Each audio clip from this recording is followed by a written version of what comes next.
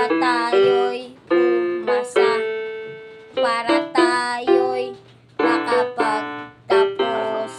Paano matatapos? Para makahanap ng trabaho na magandang trabaho, para tayo'y magkaroon ng magandang buhay,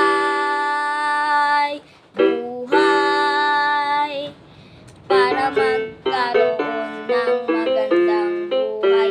Mag-aral ka ng mabuti, mag-aral ng mabuti para tayo'y magandang kinabukasan. Masaya namang pumasok sa eskwelahan, maraming makikilala, matutuwa sa kaklase na may nagpapatawa. Yeah! Yeah! Yeah! Ikaw ay bata pa, kaya mag-aral ka na.